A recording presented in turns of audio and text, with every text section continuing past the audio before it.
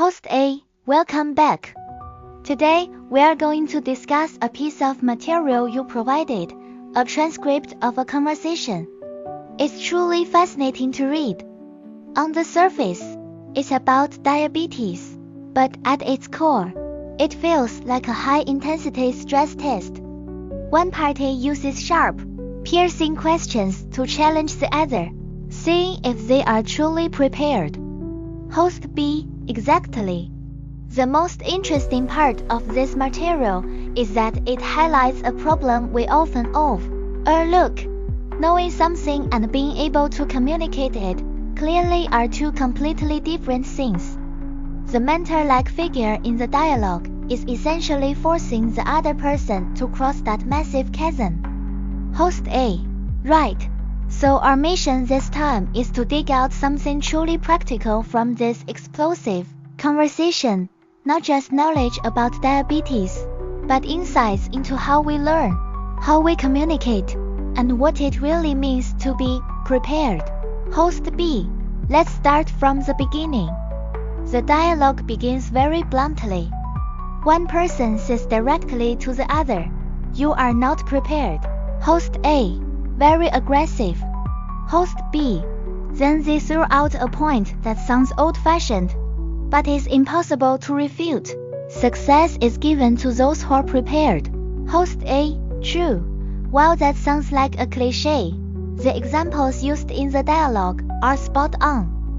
They use two metaphors to emphasize professionalism, where being off by just a bit is unacceptable. The first is an accountant. If an accountant misplaces a single decimal point, just one dot, they can no longer stay in that profession. The other is a chef. The dish is finished, looks and smells great, but they forgot to add salt. Host B, or the customer ordered extra spicy, and you forgot the chili. Host A, right, the whole dish is a failure. The customer might lose their temper on the spot. Host B, exactly. These two examples set a very high bar. There's no room for close enough. This is the essence of professionalism. Professionalism isn't, "I basically get it." It's having a thorough understanding of every detail and having anticipated every possible scenario and problem. Host A, does that resonate with you? In your work or studies, have you ever tasted failure because you were only mostly prepared? Host B, of course. And the memory is very vivid. I remember when I first started out, I had to give an important presentation. I thought I knew the subject inside out and had memorized the core content. But then a senior expert in the audience asked a technical detail that I considered a marginal issue at the time. I froze on the spot, stammering and feeling incredibly embarrassed. Since then, I realized that being a professional means including everything you think is marginal into your cooperation. Host A, I completely understand. That's why the dialogue mentions that it's not enough to just stuff life's matters into your brain. It says you need to prepare for how you'll respond to any question, how to phrase every sentence, and even prepare for dozens of different scenarios. This isn't just learning anymore. It's wargaming. It's the transition from a student mindset to an expert mindset. Host B, speaking of preparation, there's a brilliant practical drill in the material, a rapid-fire Q and A to test knowledge. Let's look at the section on diabetes symptoms. Host A, good. The questioner asks point blank, what are the symptoms of type 2 diabetes? The respondent's answer is probably what most people think: high blood sugar, damage to the retina and kidneys. That sounds correct, but the mentor immediately slams it as nonsense. Host B, nonsense? That's harsh. Host A, yes. This is the huge difference between knowing the surface and having precise mastery. Many people, ourselves included, might answer that way because those terms are related to diabetes. Host B. Right, but those aren't symptoms. Those are complications, the result of long-term accumulation. Host A. Exactly. So what is the precise answer? After verifying, the typical early symptoms are actually 4 very specific phenomena observable in daily life. Polyuria, excessive urination. Polydipsia, excessive thirst. Polyphagia, excessive eating. And weight loss. Host B, the 3 overs and 1 under. We've heard that before, but few people can recall it instantly. Why these 4? Is there a biological mechanism at work? Host A, you've hit the nail on the head. You only truly remember when you understand the reason. Simply put, polyuria happens because blood sugar is too high. The body wants to flush it out. When sugar is excreted through urine, it carries a lot of water with it, creating a diuretic effect. The material mentions urine volume can exceed 3 liters a day. Host B, that's staggering. And because of the excessive urination, the body gets dehydrated, which naturally leads to polydipsia of feeling thirsty all the time. That makes sense. What about polyphagia? Host A, polyphagia is a bit counterintuitive. Why would you keep wanting to eat when your blood sugar is already so high? Host B, I was wondering the same thing. Host A, the reason is that the mover that transports blood sugar into the cells to be used as energy, insulin, is malfunctioning. So, while there is plenty of sugar in the blood, the cells are starving. The body doesn't receive the energy received signal. So, it keeps sending out hunger commands, making you want to eat constantly. Host D, I see. And finally, the weight loss? Host A, that's even more serious. Because the cells are in a state of starvation, the body starts burning its own stored energy, fat, and muscle to save itself. So, even if you eat a lot, your weight actually drops. Host B, wow, that's dangerous warning sign. Host A, when explained like this, it's very clear. These 4 symptoms are interlinked. They are signals of a body losing control. Host B, the dialogue then goes deeper, asking about the most severe symptoms of diabetes. Most people, like me, would first think of blindness or amputation. But the material mentions much more than that, right? Host A, yes, blindness and amputation are just the most famous visual results. The comprehensive list is more terrifying. For example, kidney failure, at which point you need lifelong dialysis. There's also the risk, heart disease and stroke, which is 4 times higher than average. Host B, 4 times?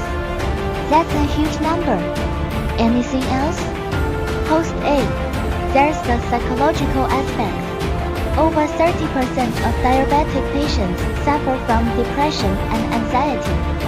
Additionally, blood sugar that is too high or too low can lead to confusion or even coma. More professionally, there are fatal emergencies like diabetic ketoacidosis, DKA, and hyperglycemic hyperosmolar state, HHS. Host B, wait, those names sound scary. Can you explain them simply? What do they actually mean?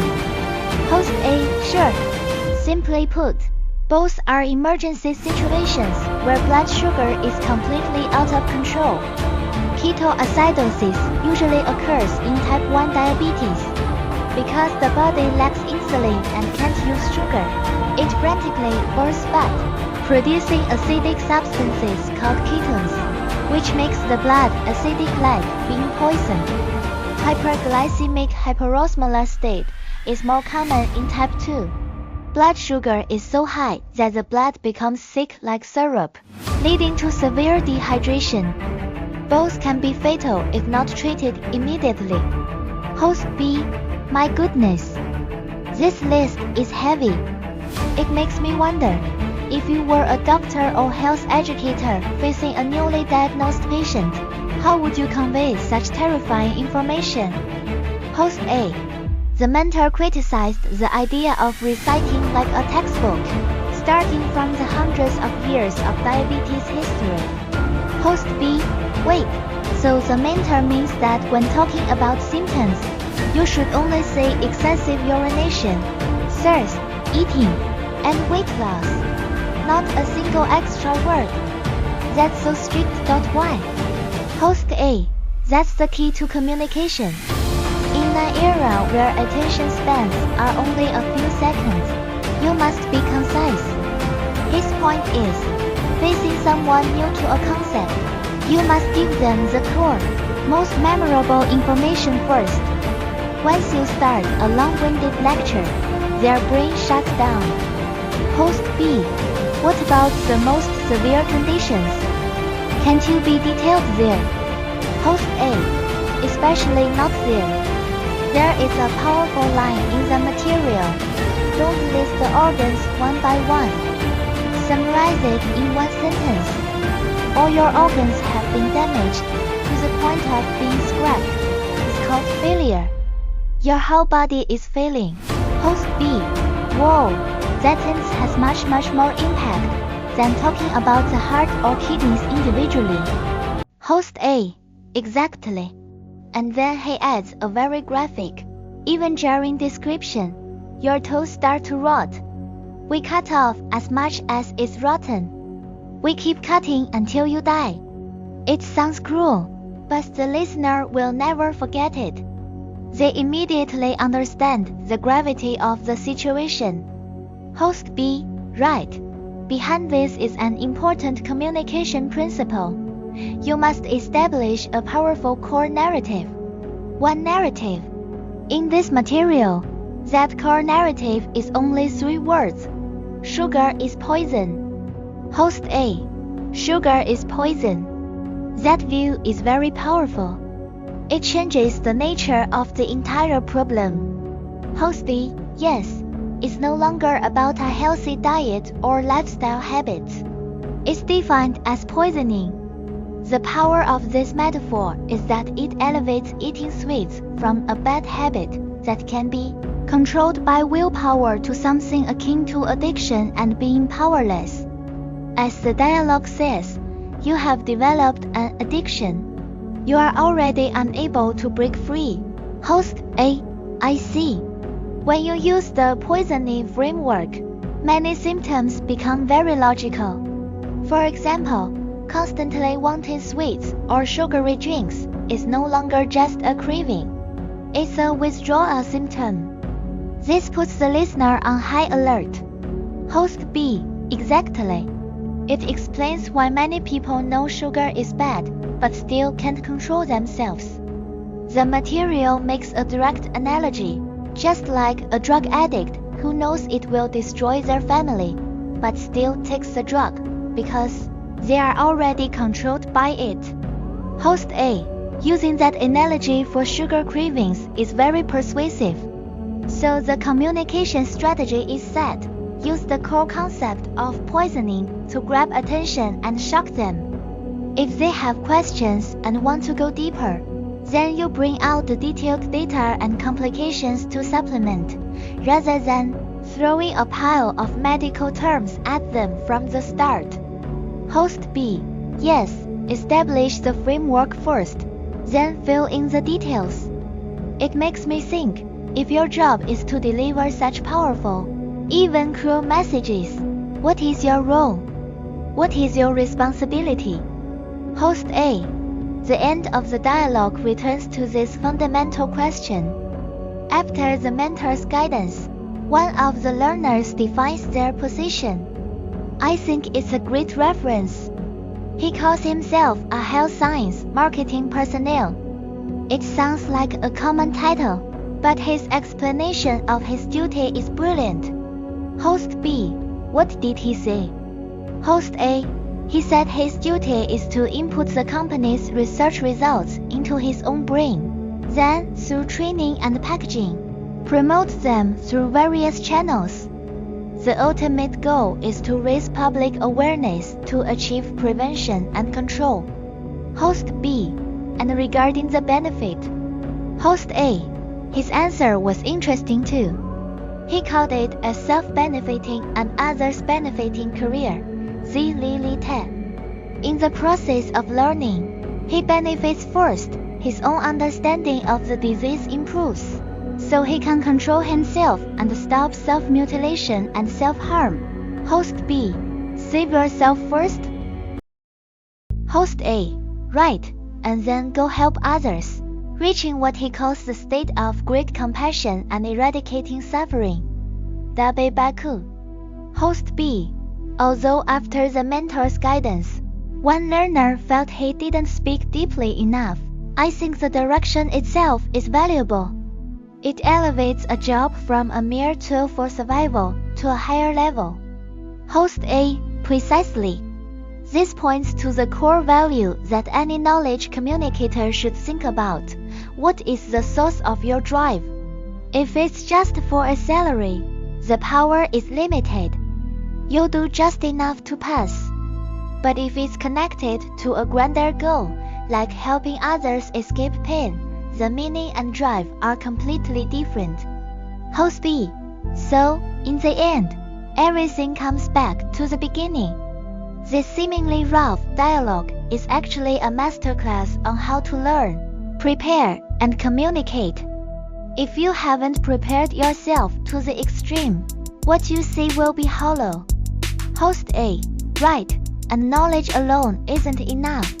You have to find that piercing metaphor like sugar is poison. It instantly changes the listener's entire mental framework and gives your words power. Host B. That's the difference between delivering information and creating impact.